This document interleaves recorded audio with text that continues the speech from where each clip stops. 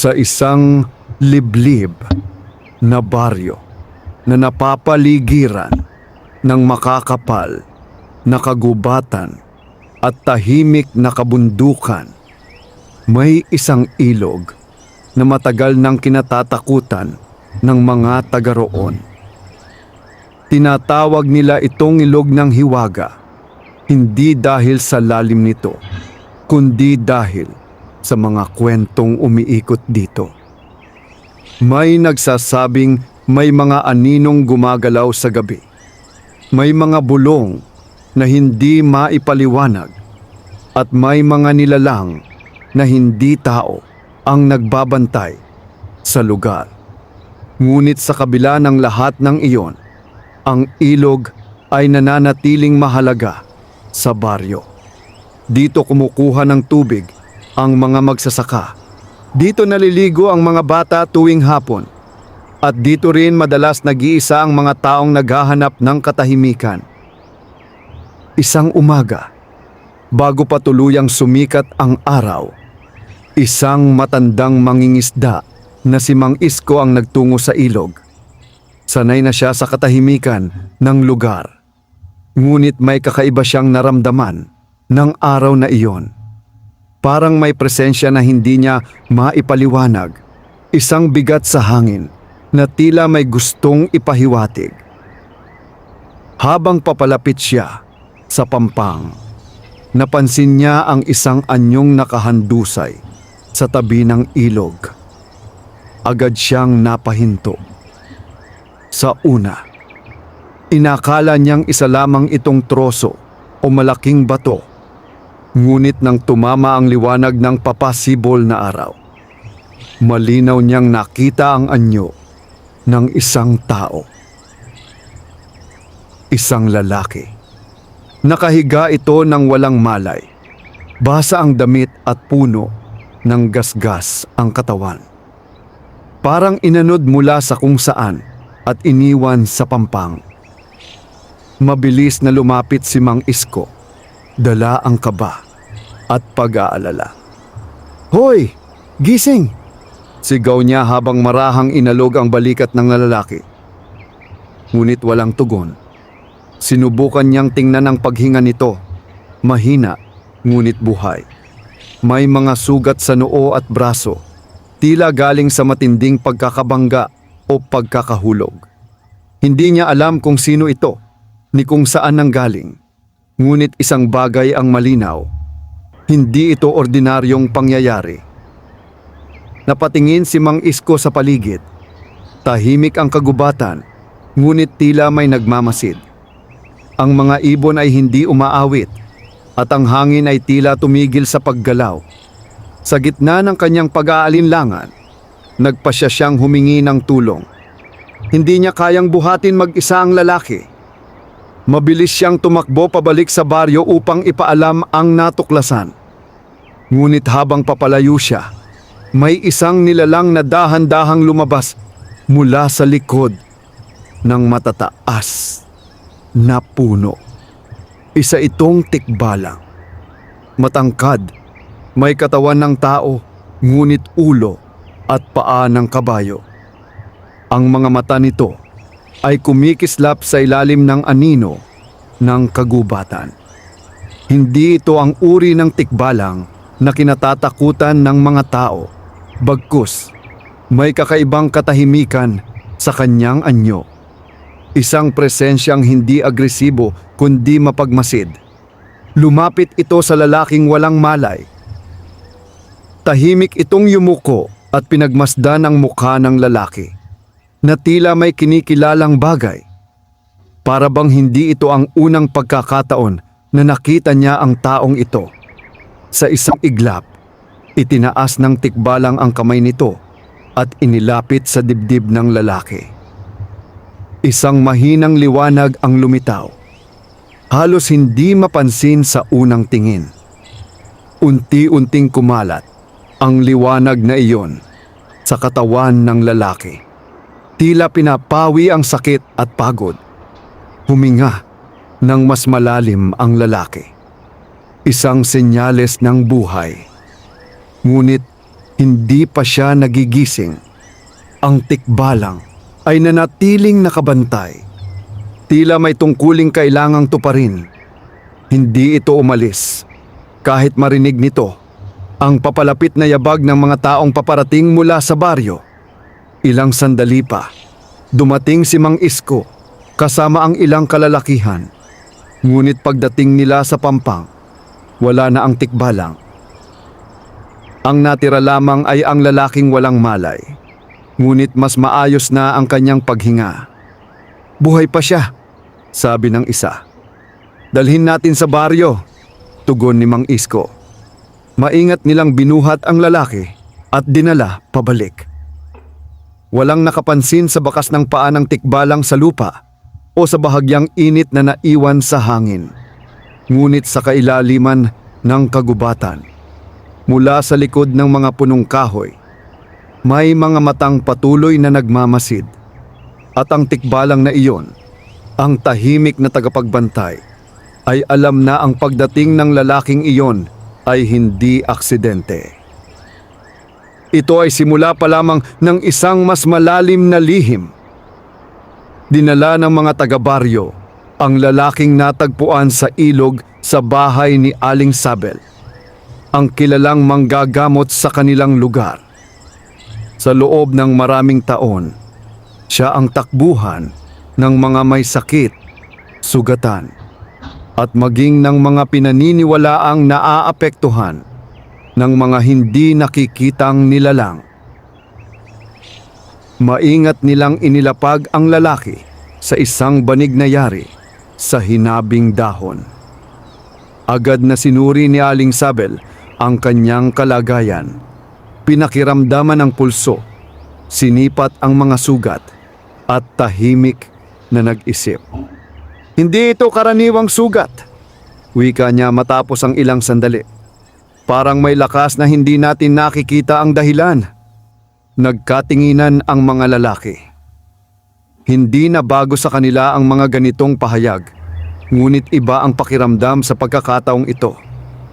May bigat ang sinabi ng matanda, isang babalang hindi pa nila lubos na nauunawaan. Nilinis ni Aling Sabel ang mga sugat ng lalaki gamit ang pinaghalong halamang gamot. Maingat niyang pinahiran ang noo nito at tinakpan ng malinis na tela.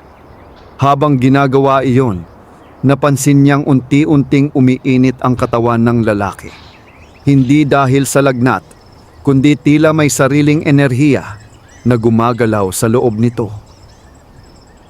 Bantayan ninyo siya, utos niya. May mangyayari. Lumipas ang ilang oras. Tahimik ang buong bahay. Tanging ang mahinang paghinga ng lalaki ang maririnig. Sa labas, nagtipon ang ilang taga-baryo. Nagbubulungan at nagtatanong kung sino ang estranghero at kung bakit siya napadpad sa kanilang ilog. Sa loob, biglang kumilos ang lalaki. Bahagyang gumalaw ang kanyang mga daliri. Sinundan ng marahang pag-angat ng kanyang dibdib. At sa wakas, dahan-dahan niyang iminulat ang kanyang mga mata. Ngunit hindi ito ang inaasahan ng lahat. Ang kanyang mga mata ay puno ng pagkalito. Walang bakas ng pagkilala. Walang alaala ng nakaraan. Saan? Ako? Mahina niyang tanong. Agad na lumapit si Aling Sabel. Nasa baryo ka ng San Isidro. Natagpuan ka sa tabi ng ilog. Ano ang pangalan mo? Napatitig ang lalaki sa kisame. Tila pilit hinahanap ang sagot sa loob ng kanyang isipan. Ngunit wala. Hindi siya sumagot. Sa halip, pumikit siya sandali at nang muli niyang idilat ang kanyang mga mata, mas malinaw ang takot sa kanyang mukha. Hindi ko alam, sagot niya sa wakas. Hindi ko maalala. Napatingin si Aling Sabel sa mga kasama niya. Hindi ito simpleng pagkalimot. May kakaiba sa pagkawala ng alaala ng lalaki. Parang may sadyang nag-alis nito. Magpahinga ka muna, malumanay niyang sabi. Huwag mong pilitin ang sarili mo. Ngunit sa kabila ng kanyang mga salita, may agam-agam sa kanyang puso. Sa labas ng bahay, napansin ni Mang Isko ang isang bagay na lalong nagpatibay sa kanyang kaba. Sa lupa, malapit sa pintuan, may mga bakas ng paa na hindi pangkaraniwan. Malalaki, pahaba, at tila hindi sa tao. Naalala niya ang mga kwento. Tikbalang, bulong niya sa sarili. Ngunit hindi niya ito sinabi sa iba. Sa loob ng bahay, muling pumikit ang lalaki. Ngunit sa kanyang isipan, nagsimulang lumitaw ang mga pira-pirasong larawan.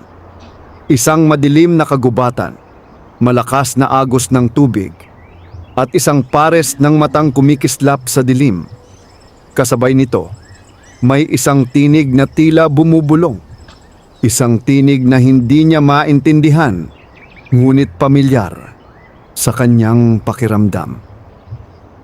Napabalikwas siya. May nakita ako, hingal niyang sabi.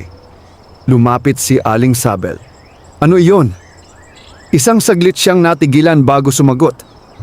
Isang nilalang, hindi tao. Nagkatahimikan ang silid. Hindi agad nagsalita si Aling Sabel, ngunit sa kanyang isipan may isang pangalang malinaw na lumitaw. Tikbalang. Samantala, sa kailaliman ng kagubatan, ang parehong nilalang ay nakatayo sa ilalim ng isang matandang puno. Tahimik itong nakatingin sa direksyon ng baryo. Hindi ito gumagalaw, ngunit tila nakikinig. At sa unang pagkakataon, may bahagyang pagbabago sa kanyang mga mata, isang anyo ng pag-aalala.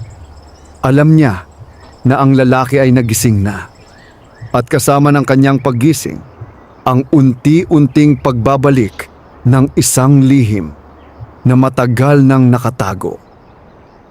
Nagising ang baryo ng San Isidro sa isang umagang puno ng bulung-bulungan. Ang lalaking natagpuan sa ilog ay mabilis na naging sentro ng usapan. Isang estrangherong walang pangalan, walang alaala, at may misteryong bumabalot sa kanyang pagkatao. Sa loob ng bahay ni Aling Sabel, tahimik ang paligid. Nakaupo ang lalaki sa gilid ng banig, nakatanaw sa bintana. Ang liwanag ng araw ay marahang tumatama sa kanyang mukha, ngunit hindi nito napapawi ang lalim ng kanyang pagkalito. May naaalala ka ba ngayon? Tanong ni Aling Sabel habang inilalapag ang isang mangkok ng mainit na sabaw sa tabi niya. Umiling siya. Mga larawan, parang panaginip, sagot niya. Ngunit hindi malinaw, parang may humaharang. Tahimik na tumango ang matanda. Hindi siya nagulat. Sa halip, mas lalo niyang pinagtibay ang kanyang hinala. Ang pagkawala ng alaala ng lalaki ay hindi aksidente, kundi bunga ng isang puwersang hindi karaniwan. Kung ganoon, sabi niya, huwag mong pilitin. May mga bagay na kusa ring bumabalik sa tamang panahon. Tinanggap ng lalaki ang mangkok, ngunit bago pa niya ito malasahan, bigla siyang napahinto. May kakaiba siyang naramdaman. Isang malamig na hangin ang dumaan sa kanyang batok. Kahit sarado ang mga bintana, kasabay nito, muling sumagi sa kanyang isipan ang imahe ng kagubatan. Mas malinaw na ngayon. Nakita niya ang sarili na tumatakbo, hinahabol ng isang bagay na hindi niya maaninag. May takot sa bawat hakbang, may desperasyon sa bawat hinga. At pagkatapos, ang ilog, malakas ang agos. Madilim ang tubig.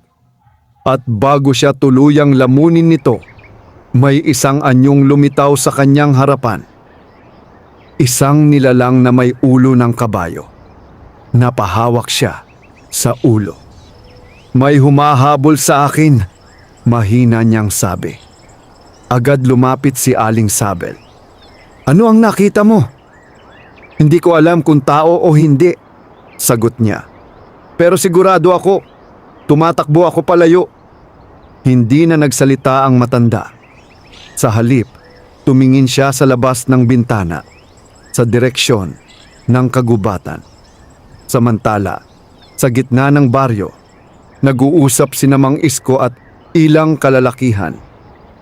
Hindi pa rin mawala sa isip ng matanda ang bakas ng paa na kanyang nakita. Hindi yon sa tao, mariin niyang sabi. At hindi rin sa karaniwang hayop. Kung ganoon, sagot ng isa. Baka totoo ang mga kwento. Ngunit walang gustong magbanggit ng pangalan. Dahil sa baryo ng San Isidro, ang pagbanggit sa mga nilalang ng kagubatan ay parang pag-anyaya sa kanilang presensya. Sa kabila ng kanilang pag-aalinlangan, napagpasyahan nilang bantayan ang paligid ng baryo. Lalo na sa gabi. Hindi nila alam kung ano ang dumating.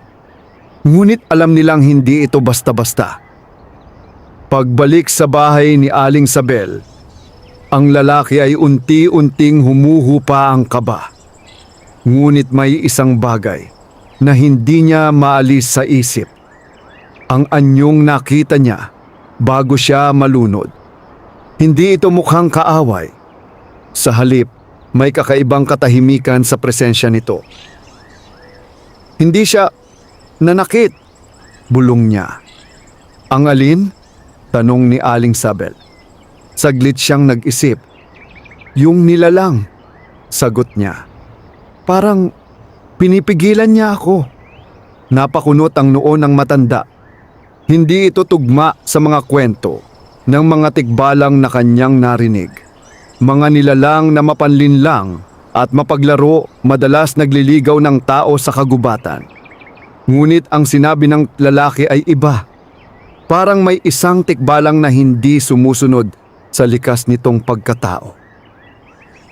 Habang lumalalim ang hapon, unti-unting bumigat ang pakiramdam ng paligid. Ang hangin ay naging malamig at ang mga ibon ay nagsimulang manahimik. Isang senyales. Sa gilid ng kagubatan, may isang aninong muling lumitaw, ang tikbalang. Tahimik itong nakatayo, nakatingin sa baryo. Ngunit sa pagkakataong ito, may kakaiba sa kanyang tindig. Hindi lamang pagmamasid, kundi tila pagbabantay. At sa kanyang isipan, may isang bagay na malinaw. Ang lalaki ay hindi basta estranghero. Siya ay bahagi ng isang kwento na matagal nang nagsimula. At ngayon, unti-unti itong nagbabalik. Lumalim ang gabi sa baryo ng San Isidro at kasabay nito ang kakaibang katahimikan na bumabalot sa paligid. Ang karaniwang huni ng mga kuliglig ay tila nawala at ang hangin ay naging mabigat, parang may paparating na hindi nakikita. Sa loob ng bahay ni Aling Sabel, gising pa rin ang lalaking walang pangalan. Nakaupo siya, nakatanaw sa dilim sa labas ng bintana. Hindi siya mapalagay. Sa bawat pagkurap ng kanyang mga mata, may mga larawang pilit bumabalik, mga alaalang hindi buo, ngunit sapat upang guluhin ang kanyang isip. Isang malalim na kagubatan, isang landas na paulit-ulit na nagbabago, at isang presensyang hindi niya maipaliwanag, hindi kaaway, ngunit hindi rin ganap na kaibigan. Tumayo siya. Hindi niya alam kung bakit, ngunit may humihila sa kanya palabas. Parang may tinig na tumatawag, mahina, ngunit malinaw sa kanyang pakiramdam. Tahimik siyang lumabas ng bahay. Sinigurong hindi niya magigising ang mga natutulog. Ang buwan ay nakasilip sa pagitan ng mga ulap, nagbibigay ng sapat na liwanag upang makita ang landas patungo sa ilog. Habang papalapit siya, mas lalong lumalakas ang pakiramdam na may naghihintay at hindi siya nagkamali. Sa gilid ng kagubatan, sa pagitan ng liwanag at dilim, naroon ang tikbalang. Hindi ito gumalaw. Nakatayo lamang ito, tila matagal nang naghihintay. Napahinto ang lalaki. Sa kabila ng takot na dapat niyang maramdaman, may kakaibang kapayapaan sa kanyang dibdib. Parang kilala niya ang nilalang, kahit hindi niya ito matandaan. "Ikaw!" mahina niyang sabi. Unti-unting lumapit ang tikbalang, ngunit hindi ito nagpakita ng anumang banta. Ang mga mata nito ay hindi mabangis, bagkus, puno ng lalim. Tila may gustong ipahiwatig. Sa sandaling iyon, may isang bagay na nagbago. Ang hangin ay gumalaw at ang paligid ay tila lumabo. Biglang sumagi sa isipan ng lalaki ang isang alaala. Mas malinaw kaysa sa mga nauna. Nakikita niya ang sarili sa gitna ng kagubatan. Mas bata, mas payapa. Hindi siya nag-iisa. Sa kanyang harapan ay ang parehong tikbalang, ngunit hindi ito nakakatakot. Sa halip, tila may tiwala sa pagitan nila. "Atin mong pangalagaan ang hangganan," isang tinig ang umalingaw-ngaw sa alaala. "Ang mundo ng tao at ng amin ay hindi dapat magbanggaan." Napahawak ang lalaki sa kanyang dibdib. "Hindi, ito panaginip," bulong niya. Sa kanyang harapan, ang tikbalang ay bahagyang yumuko. Isang kilos na tila pagkilala. At doon niya napagtanto, ang nilalang na ito ang nagligtas sa kanya. Ngunit bakit? "Kilalang kilala mo ako," sabi ng lalaki. Halos pabulong. "Sino ako?" Hindi sumagot ang tikbalang, ngunit sa halip, itinaas nito ang kamay at itinuro ang kagubatan. Isang paanyaya, isang paalala. Ngunit bago pa makakilos ang lalaki, may biglang sumigaw mula sa likuran. "Ano ang ginagawa mo dyan?" Napalingon siya. Si Mang Isko, hawak ang isang sulo, kasama ang ilang kalalakihan. Agad nilang nakita ang tikbalang. At sa isang iglap, nagbago ang kanilang reaksyon. "Umatras ka!" sigaw ni Mang Isko. "Mapanganib yan!" Nagkagulo ang grupo. Ang ilan ay kumuha ng mga kahoy at bato, handang ipagtanggol ang kanilang sarili. Ngunit bago pa nila magawa ang anumang bagay, ang tikbalang ay umatras. Hindi ito tumakbo. Hindi ito umatake. Sa halip, dahan-dahan itong umurong pabalik sa dilim ng kagubatan. Tahimik, tila ayaw magdulot ng takot. At sa loob ng ilang sandali, ito ay tuluyan nang nawala. Nag-iwan ng katahimikan. Lumapit si Mang Isko sa lalaki. "Ayos ka lang ba?" Tumango siya, ngunit hindi niya maalis ang tingin sa direksyon kung saan nawala ang tikbalang. "Huwag kang lalapit sa mga ganun," dagdag ng matanda. "Hindi natin alam ang balak nila." Ngunit sa kaibuturan ng kanyang puso, alam ng lalaki na hindi ito totoo. Ang tikbalang ay hindi kaaway. Ito ay isang bantay. At siya, kahit hindi pa niya lubos na nauunawaan, ay may kaugnayan dito. Habang sila ay bumabalik sa baryo, muling sumagi sa kanyang isipan ang mga salitang narinig niya sa alaala. Ang hangganan, isang hangganan na tila unti-unting nawawala. At marahil, ang kanyang pagdating ay hindi aksidente, kundi bahagi ng isang tungkulin na matagal nang naghihintay na muling gisingin. Hindi naging payapa, ang sumunod na mga araw sa baryo ng San Isidro.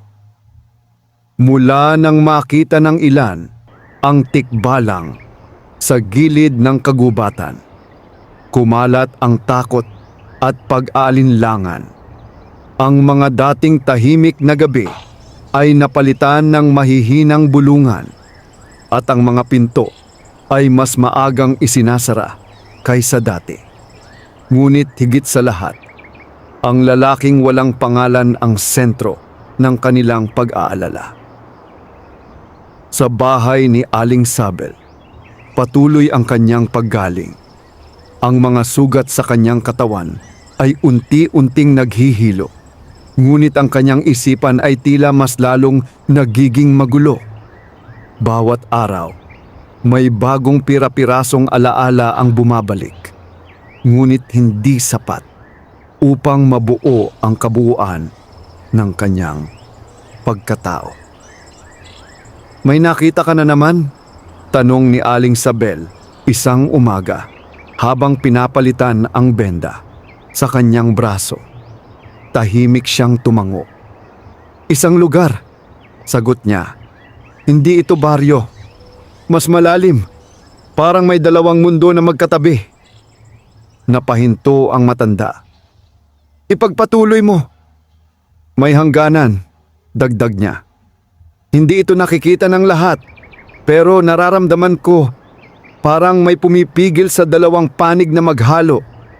Hindi agad sumagot si Aling Sabel. Sa halip, napatingin siya sa kanyang mga kamay. Mga kamay na sanay sa paghilom, ngunit hindi sa pag-unawa sa mga lihim na tulad nito. "May mga bagay na hindi dapat ginagalaw," wika niya sa wakas. "Kapag nabura ang hangganan, parehong mundo ang maaapektuhan." Napatingin ang lalaki sa kanya. "Iyon ba ang nangyayari ngayon?" Hindi sumagot ang matanda. Ngunit sa kanyang katahimikan, malinaw ang sagot. Sa labas ng baryo, may mga kakaibang pangyayari na nagsisimula nang mapansin ng lahat. Ang mga hayop ay nagiging balisa. Ang mga pananim ay tila nalalanta kahit sapat ang tubig. At ang ilog, ang dating malinaw at tahimik, ay unti-unting nagiging maitim at magulo ang agos. "Hindi ito normal," sabi ni Mang Isko habang pinagmamasdan ang tubig. "Parang may gumagalaw sa ilalim." Kasama niya ang ilang kalalakihan. Lahat ay may bakas ng kaba sa mukha. Simula nang dumating ang estranghero, dagdag ng isa, sunod-sunod na ang nangyayari. Hindi agad sumagot si Mang Isko, ngunit hindi niya rin maitatanggi ang posibilidad. Sa kagubatan, mas lumalala ang pagbabago. Ang mga puno ay tila mas madilim. Ang mga landas ay nagiging mahirap sundan. At ang hangin ay may dalang kakaibang bigat. Sa gitna nito, ang tikbalang ay patuloy na nagmamasid. Ngunit sa pagkakataong ito, hindi na lamang ito tagamasid. Ito ay naglalakad. Sinusuri ang bawat bahagi ng kagubatan. Tila may hinahanap na pinagmumulan ng kaguluhan. At sa kanyang paglalakbay, may natagpuan siya. Sa isang bahagi ng gubat na dati payapa, may isang lugar na tila nabasag ang katahimikan. Ang hangin ay umiikot at ang lupa ay may bakas ng kakaibang enerhiya. Isang puwersang hindi mula sa kanilang mundo. Napahinto ang tikbalang. Alam niya ang kahulugan nito. Ang hangganan ay nasira. Hindi lubusan, ngunit sapat upang magdulot ng panganib. Sa baryo, ang lalaking walang pangalan ay muling nakaramdam ng kakaiba. Habang nakaupo siya sa ilalim ng isang puno, bigla niyang naramdaman ang isang malakas na pagkirot sa kanyang dibdib. Napahawak siya. At kasabay nito, isang malinaw na alaala ang bumalik. Nakikita niya ang sarili na nakatayo sa gitna ng kagubatan. Kaharap ang isang liwanag na tila punit sa hangin. Mula rito, may mga aninong pilit lumalabas. Mga nilalang na hindi niya makilala. Atin mong isara ito. Isang tinig ang nagsalita. Ang parehong tinig na narinig niya noon. Ang tikbalang. Ikaw lamang ang may kakayahan. Napabalikwas siya. Hindi ko kaya, bulong niya, kahit walang nakakarinig. Ngunit sa kanyang puso, may isang bagay na unti-unting nagiging malinaw. Ang kanyang pagdating sa baryo ay hindi aksidente. At ang pagkawala ng kanyang alaala ay hindi simpleng pangyayari. Ito ay bahagi ng isang mas malaking layunin. Isang tungkulin na tila siya lamang ang makakatupad. Habang lumulubog ang araw, muling naramdaman ng buong baryo ang bigat ng hangin. Ang dilim ay tila mas maaga at mas makapal kaysa dati. At sa gilid ng kagubatan, ang tikbalang ay muling tumingin sa direksyon ng baryo.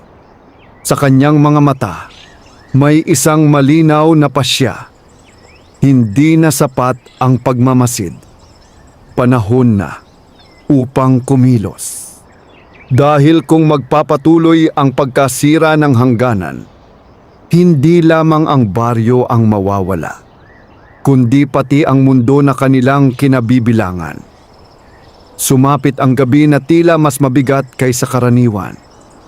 Sa baryo ng San Isidro, walang halos natutulog ng mahimbing. Ang hangin ay malamig, ngunit hindi nagbibigay ginhawa. Sa halip, ito'y may dalang kaba na hindi maipaliwanag.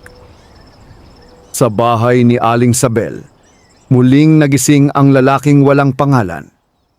Pawis ang kanyang noo, mabilis ang tibok ng puso, at ang kanyang paghinga ay hindi pantay.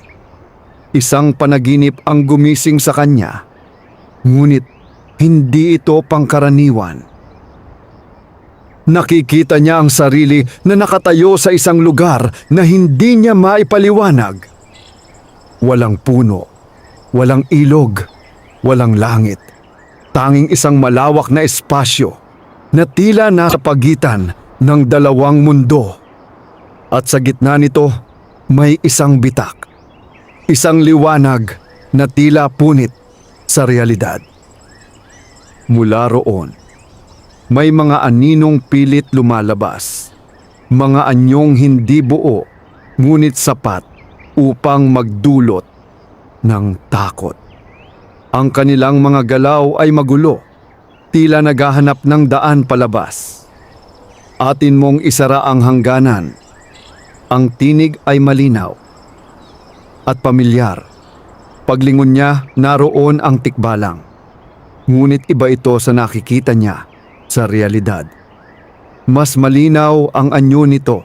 Mas matindi ang presensya. Parang hindi lamang isang nilalang, kundi isang tagapangalaga ng isang mas malalim na kaayusan.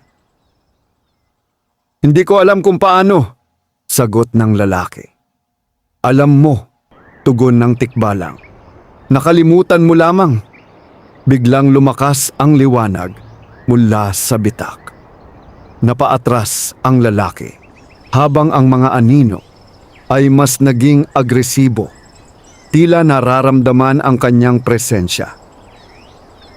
Hindi pa huli ang lahat, muling wika ng tikbalang. Ngunit kung magtatagal, mawawala ang balanse. Nagising siya. Mabilis siyang napaupo. Hawak ang kanyang dibdib. Hindi na niya maikakaila. Ang mga panaginip ay hindi basta guni-guni. Ito ay paalala. Isang tungkulin na unti-unting bumabalik sa kanyang kamalayan. Sa labas, napansin ni Mang Isko ang kakaibang kilos ng paligid. Ang mga aso ay tahol ng tahol. Ang mga manok ay hindi mapakali. at ang ilog ay tila mas malakas ang agos kahit walang ulan. May mali, bulong niya. Hindi na siya nag-atubiling lumabas at tingnan ang kagubatan. At doon, sa gilid ng dilim, nakita niya ang tikbalang. Hindi na ito nagtatago. Tahimik itong nakatayo, tila naghihintay. Ngunit sa pagkakataong ito, hindi takot ang naramdaman ni Mang Isko, kundi isang malinaw na mensahe. May dapat gawin. Sa loob ng bahay, tumayo ang lalaking walang pangalan. Hindi na siya nagdalawang isip. Aling Sabel, tawag niya. Lumabas ang matanda mula sa kabilang silid. Ano yon? Kailangan kong pumunta sa kagubatan, diretso niyang sabi. Napakunot ang noo ng matanda. Hindi pa ikaw ganap na magaling. Hindi ito tungkol sa katawan ko, sagot niya. May nangyayari at pakiramdam ko. Ako ang dahilan kung bakit ito nagsimula. Hindi agad nagsalita si Aling Sabel. Ngunit sa kanyang mga mata, may bakas ng pag-unawa. Kung ganoon, wika niya, hindi ka dapat pumunta ng mag-isa. Ngunit bago pa siya makasagot, may kumatok sa pintuan. Pagbukas nila, naroon si Mang Isko. Nasa labas siya, sabi ng matanda. Ang tikbalang, nagkatinginan ang dalawa. Walang takot sa kanilang mga mata, kundi isang uri ng pagtanggap. Lumabas ang lalaking walang pangalan. Sa ilalim ng liwanag ng buwan, muli niyang nakita ang nilalang. At sa pagkakataong ito, hindi na siya nag-alinlangan. Lumapit siya. Handa na ako, sabi niya. Hindi nagsalita ang tikbalang. Ngunit dahan-dahan itong tumalikod at naglakad papasok sa kagubatan. Isang paanyaya, isang simula. Sandaling nag-atubili ang lalaki, ngunit sa huli, sumunod siya. Habang papalalim sila sa kagubatan, unti-unting nagbabago ang paligid. Ang mga puno ay tila mas matangkad. Ang hangin ay mas malamig.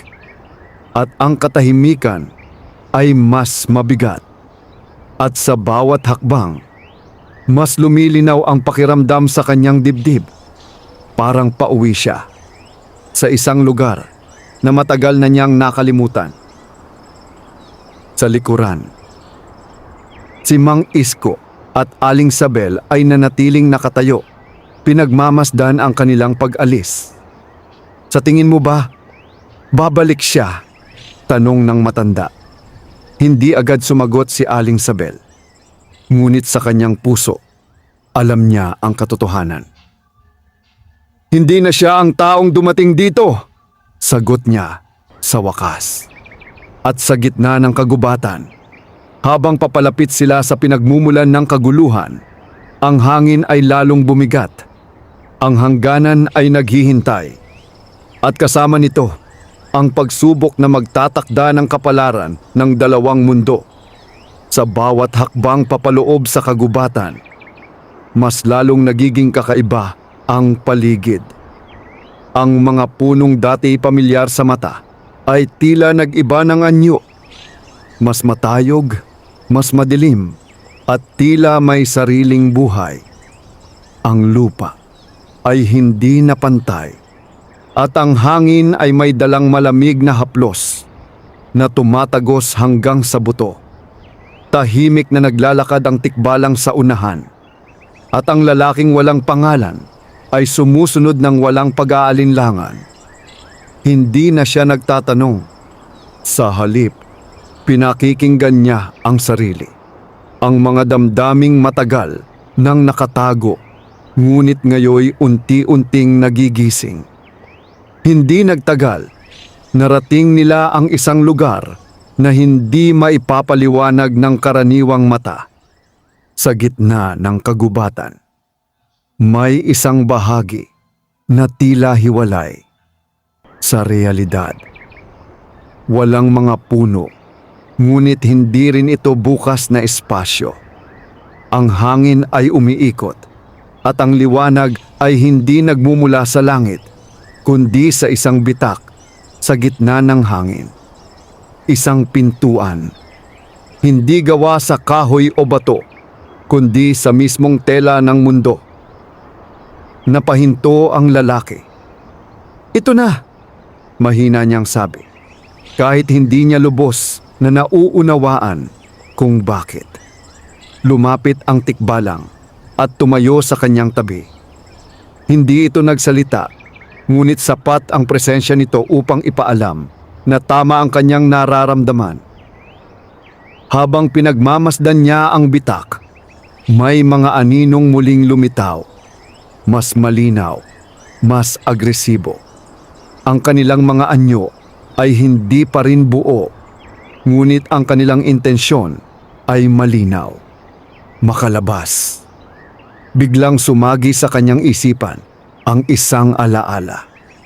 Hindi na pira-piraso, kundi mas buo kaysa dati. Nakikita niya ang sarili na nakatayo sa parehong lugar, ngunit hindi siya nag-iisa. May mga taong kasama niya, mga mukha na hindi niya pa rin matandaan, ngunit may tiwala sa kanya. "Atin mong bantayan ang pintuan," sabi ng isang tinig. "Ikaw ang tulay, ikaw ang tagapagsara." Napahawak siya sa kanyang ulo. "Ako," bulong niya. At doon niya napagtanto. Hindi siya basta estranghero. Siya ay tagapangalaga, isang bantay ng hangganan. Ngunit may isang bagay na mali. Kung siya ang tagapangalaga, bakit nabuksan ang pintuan? Biglang lumakas ang hangin. Ang liwanag mula sa bitak ay naging mas matindi, at ang mga anino ay tila mas nagiging desperado. Napaatras siya. "Ano ang nangyari?" tanong niya, halos pasigaw. Sa unang pagkakataon, nagsalita ang tikbalang. "May nagbukas nito." Napatingin siya sa nilalang. "Sino?" Sandaling tumahimik ang tikbalang bago sumagot. "Hindi lahat ng tulad ko ay tagapangalaga." Biglang bumigat ang kanyang dibdib. Ibig sabihin, may iba pang nilalang sa kagubatan, at hindi lahat ay may mabuting layunin. Kung ganoon, sabi niya, kailangan natin itong isara. Tumango ang tikbalang. Ngunit bago pa siya makalapit sa pintuan, isang malakas na ugong ang umalingaw-ngaw sa buong lugar. Mula sa loob ng bitak, may isang anyong unti-unting lumitaw. Hindi na ito anino, mas malinaw, mas buo, at mas mapanganib. Ang anyo nito ay tila pinaghalo ng iba't ibang nilalang. May bahagi ng tao, hayop at bagay na hindi maipaliwanag. Ang mga mata nito ay kumikislap sa dilim, at ang presensya nito ay sapat upang magdulot ng takot. Kahit sa pinakamatatag na loob, napahinto ang lalaki. "Hindi pa ito dapat nakakalabas," bulong niya. Umatras ang tikbalang, ngunit hindi sa takot, kundi upang ihanda ang sarili. "Hindi ka pa handa," sabi nito.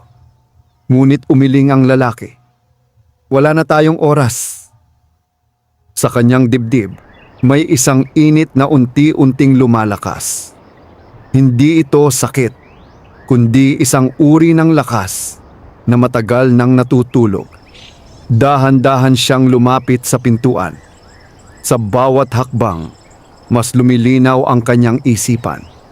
Mas bumabalik ang kanyang alaala. Mas nagiging buo ang kanyang pagkatao. At sa sandaling iyon, alam niya, ito ang dahilan kung bakit siya narito. Sa likod niya, ang tikbalang ay nanatiling nakabantay. Handang tumulong, ngunit alam na ang laban na ito ay hindi lamang pisikal. Ito ay laban ng balanse, ng tungkulin, at ng pagkakakilanlan. Habang papalapit ang nilalang mula sa bitak, ang hangin ay tila tumigil, at sa pagitan ng dalawang mundo, magsisimula ang unang tunay na pagsubok. Sa gitna ng naglalakihang mga puno at umiikot na hangin, ang lalaking walang pangalan ay nakatayo sa harap ng pintuan. Ang bitak na naghihiwalay sa dalawang mundo. Sa bawat segundo, mas lumalakas ang presensyang nagmumula rito. Ang nilalang na lumabas mula sa liwanag ay tuluyan ng nag-anyong buo. Hindi ito ganap na hayop ni tao. Ito ay tila isang anyo ng kaguluhan, isang nilikhang hindi dapat umiral sa mundong ito. Ang mga mata nito ay walang emosyon, ngunit puno ng layunin. Lumapit ito, at sa bawat hakbang nito, ang lupa ay tila nanginginig. Napahigpit ang kamao ng lalaki. Sa kanyang dibdib, ang init ay naging apoy, isang lakas na hindi niya palubos na nauunawaan, ngunit alam niyang bahagi ng kanyang pagkatao. Hindi ka dapat narito, matatag niyang sabi. Hindi sumagot ang nilalang. Sa halip, iniunat nito ang kamay. Tila sinusubukang abutin siya. At sa sandaling iyon, sumagi sa kanyang isipan ang isang malakas na alaala. Isang gabi sa kagubatan. Nakatayo siya sa parehong lugar, ngunit hindi siya nag-iisa. May isa pang nilalang, isang tikbalang, ngunit iba ito, mas madilim, mas mabigat ang presensya.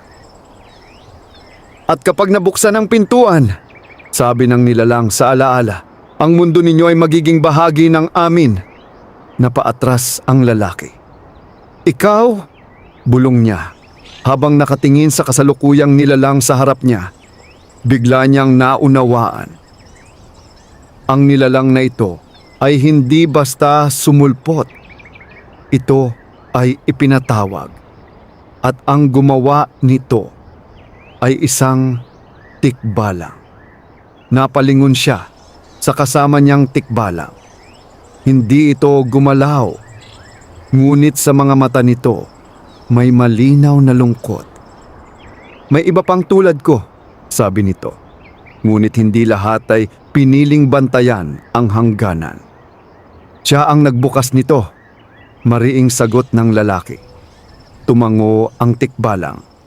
At sa sandaling iyon, bumalik ang isa pang alaala. Mas malinaw, mas matindi. Nakikita niya ang sarili na kaharap ang madilim na tikbalang. Hindi sila magkaaway noon. Sa halip, tila may usapan sa pagitan nila. Hindi mo naiintindihan, sabi ng madilim na tikbalang. Ang mundo ninyo ay limitado. Sa kabila nito, may kapangyarihang hindi ninyo pa nasisilayan. At iyon ang sisira sa balanse, tugon niya sa alaala. Ngunit huli na ang lahat. Isang ritual ang isinagawa. At sa gitna nito ang pintuan ay nabuksan. Napabalikwas ang lalaki mula sa alaala. Ako, mahina niyang sabi. Napatingin sa kanya ang tikbalang. Ako ang nagbukas nito, dagdag niya. Isang katahimikan ang bumalot sa paligid. Hindi siya sumigaw. Hindi siya nagpakita ng takot, kundi isang mabigat na pagtanggap. Hindi ko maalala, pero ako ang may kasalanan. Lumakas ang hangin. Ang nilalang mula sa pintuan ay lalo pang lumapit, tila nararamdaman ang kanyang kahinaan. Ngunit sa halip na umatras, tumayo ng tuwid ang lalaki. Kung siya ang dahilan, siya rin ang dapat magwakas nito. Ako rin ang magsasara, mariin niyang sabi. Sa sandaling iyon, ang apoy sa kanyang dibdib ay tuluyang sumiklab. Isang liwanag ang lumabas mula sa kanyang katawan. Hindi nakakasilaw, ngunit sapat upang itulak ang nilalang pabalik. Napahinto ito. Sa unang pagkakataon, tila nag-atubili. Lumapit ang tikbalang sa kanyang tabi. Hindi mo kailangang gawin ito mag-isa, sabi nito. Ngunit umiling ang lalaki. Ito ang tungkulin ko. Itinaas niya ang kanyang kamay at ang liwanag ay mas naging matindi. Ang pintuan ay nagsimulang mag-iba. Tila unti-unting sumasara, ngunit may pagtutol mula sa loob. Ang nilalang ay sumigaw, isang tunog na hindi pangkaraniwan, parang pinaghalong daing at galit. At sa sandaling iyon, nagsimula ang tunay na laban. Hindi laban ng lakas, kundi laban ng alaala. Dahil habang pinipilit niyang isara ang pintuan, kailangan niyang alalahanin kung paano niya ito binuksan. At sa bawat alaala na bumabalik, mas lumilinaw ang katotohanan na ang pinakamalaking kalaban niya ay ang sarili niyang nakaraan. Ang liwanag na nagmumula sa katawan ng lalaki ay patuloy na lumalakas, sumasalubong sa puwersang nagmumula sa pintuan. Ang hangin ay umiikot sa kanilang paligid at ang kagubatan ay tila nakikisabay sa laban. Ang mga dahon ay naglalagas, ang lupa ay bahagyang umuuga, at ang mismong espasyo ay parang napupunit sa tensyon ng dalawang magkasalungat na kapangyarihan. Sa harap niya, ang nilalang mula sa bitak ay nagpipilit makalapit.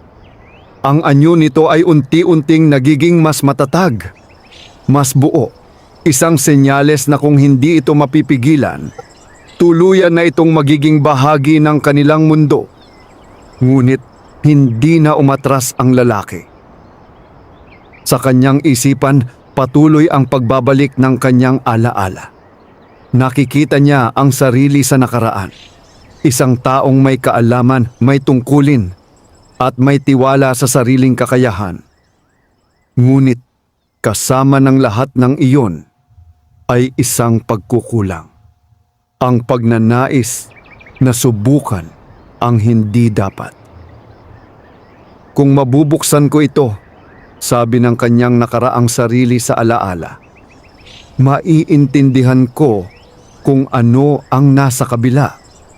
At kapag hindi mo na naisara, tanong ng madilim na tikbalang, sandaling katahimikan, isang desisyon, isang pagkakamali. Muling bumalik ang lalaki sa kasalukuyan. Mas malinaw na ang lahat.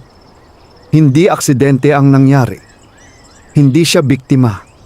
Siya ang nagsimula. At ngayon, siya ang dapat magtapo. Hindi ko na uulitin ang pagkakamaling iyon, matatag niyang sabi. Itinaas niya ang dalawang kamay, at ang liwanag ay naging mas puro. Tila nagmumula na hindi lamang sa kanyang katawan, kundi sa mismong diwa ng kanyang pagkatao. Sa kanyang tabi, ang tikbalang ay nanatiling matatag. Kung magsasara ang pintuan, sabi nito, may kapalit.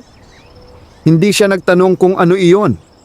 Alam na niya, ang ganitong uri ng kapangyarihan ay hindi basta ginagamit ng walang kabayaran. Handa ako, sagot niya. Biglang lumakas ang puwersa mula sa loob ng pintuan. Ang nilalang ay sumugod. Pilit winawasak ang liwanag na pumipigil dito. Sa bawat bangga nito, nararamdaman ng lalaki ang sakit. Hindi lamang pisikal, kundi tila pati ang kanyang alaala ay unti-unting nawawala. Napahigpit ang kanyang panga. Kung mawawala man ang kanyang alaala, tatanggapin niya. Basta maisara lamang ang hangganan. Hindi ka nag-iisa, biglang sabi ng tikbalang. At sa sandaling iyon, lumapit ito at inilapat ang kamay nito sa likod ng lalaki. Isang kakaibang lakas ang dumaloy. Hindi ito katulad ng liwanag ng lalaki. Mas tahimik, mas matatag, ngunit may lalim na hindi matutumbasan. Pinagsama ang kanilang kapangyarihan. Ang liwanag ay naging mas maliwanag. Ang pintuan ay nagsimulang magsara. Ang nilalang ay sumigaw, pilit kumakapit sa gilid ng bitak. Ngunit unti-unti itong hinihigop pabalik sa pinagmulan nito. Ngayon! Sigaw ng tikbalang. Sa huling lakas na kanyang natitira, ibinuhos ng lalaki ang lahat. Isang matinding liwanag ang sumabog mula sa kanyang katawan. At sa isang iglap, tumahimik ang lahat. Ang hangin ay huminto. Ang kagubatan ay nanumbalik sa katahimikan. At ang pintuan ay tuluyan ng nagsara. Napahandusay ang lalaki sa lupa. Ang kanyang paghinga ay mabagal, mahina at tila nawawala. Lumuhod ang tikbalang sa kanyang tabi. Sa unang pagkakataon, may malinaw na lungkot sa kanyang mga mata. Natapos mo na, mahina nitong sabi. Bahagyang ngumiti ang lalaki, kahit hirap na hirap na. Hindi ko naaalala ang lahat, bulong niya. Pero alam ko, ito ang tama. Unti-unting pumikit ang kanyang mga mata. At sa sandaling iyon, ang liwanag na nasa kanyang katawan ay tuluyang nawala. Tahimik ang kagubatan. Walang hangin, walang tunog. Tanging ang tikbalang ang nanatiling nakabantay sa tabi ng lalaking nag-alay ng sarili para sa balanse ng dalawang mundo. At sa gitna ng katahimikan, isang tanong ang nanatili. Ang sakripisyong iyon ba ay katapusan o simula ng isang bagong kapalaran? Muling sumikat ang araw sa baryo ng San Isidro. Ngunit ang liwanag nito ay may dalang kakaibang kapayapaan. Isang katahimikang matagal nang nawala at ngayon ay unti-unting bumabalik. Ang ilog ay muling luminaw. Ang agos nito ay banayad. Tila walang bahid ng kaguluhan na minsang bumalot dito. Ang mga ibon ay muling umaawit at ang hangin ay may dalang sariwang lamig na nagbibigay ginhawa sa bawat nilalang. Ngunit sa kabila ng pagbabalik ng balanse, may isang bagay na hindi na maibabalik. Sa gilid ng kagubatan, natagpuan ni Mang Isko ang lalaking minsang walang pangalan. Nakahiga ito sa damuhan, tahimik at tila payapa. Agad niyang tinawag ang iba at muli nilang dinala ang lalaki pabalik sa baryo. Sa parehong bahay kung saan siya unang nagising. Ngunit sa pagkakataong ito, iba ang pakiramdam ng lahat. Hindi na sila puno ng takot, kundi ng paggalang. Siya ang nagligtas sa atin, mahina niyang sabi, habang pinagmamasdan ang mukha ng lalaki. Sa loob ng bahay ni Aling Sabel, muling sinuri ang kanyang kalagayan. May tibok ang puso, may paghinga, mahina, ngunit naroon. Buhay pa siya, sabi ng matanda. Isang pag-asa ang muling sumiklab sa kanilang mga puso. Lumipas ang ilang araw. Tahimik ang baryo, ngunit puno ng pag-aabang. At sa wakas, isang umaga, muling iminulat ng lalaki ang kanyang mga mata. Ngunit tulad ng dati, may pagkalito sa kanyang paningin. "Nasaan ako?" tanong niya. Napangiti si Aling Sabel. "Nasa San Isidro ka," sagot niya. "Ligtas ka na." Saglit siyang tumahimik. "At ako, sino ako?" Hindi agad sumagot ang matanda. Sa halip, umupo siya sa tabi ng lalaki at marahang inilagay ang kamay sa kanyang balikat. "Hindi mahalaga kung ano ang nawala," wika niya. "Ang mahalaga ay kung ano ang pinili mong gawin." Napatingin ang lalaki sa kanya, tila hindi lubos na nauunawaan. Ngunit may nararamdamang kakaibang kapayapaan sa kanyang dibdib. Parang may isang bahagi ng kanyang pagkatao ang buo, kahit wala ang alaala.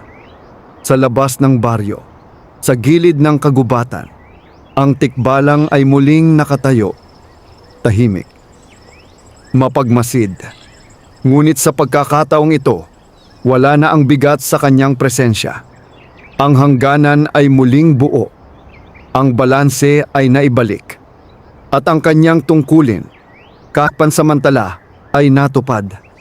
Sa ilalim ng liwanag ng umaga, dahan-dahan itong tumalikod at naglakad papalayo, papasok sa kailaliman ng kagubatan. Hindi na ito nakita muli ng mga tao. Ngunit ang alaala nito ay nanatili, hindi bilang isang nilalang na kinatatakutan, kundi bilang isang tagapangalaga na minsang nagligtas ng isang mundong hindi nakakaalam ng kanyang sakripisyo. Sa baryo ng San Isidro, ang lalaking walang pangalan ay nagsimulang muli. Wala siyang nakaraan.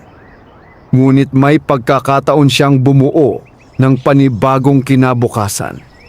At sa bawat paghinga niya, may isang tahimik na katotohanan na nananatili, na kahit ang mga alaala ay maaaring mawala, ang kabutihan at tungkulin na nagmumula sa puso ay kailanman hindi mabubura.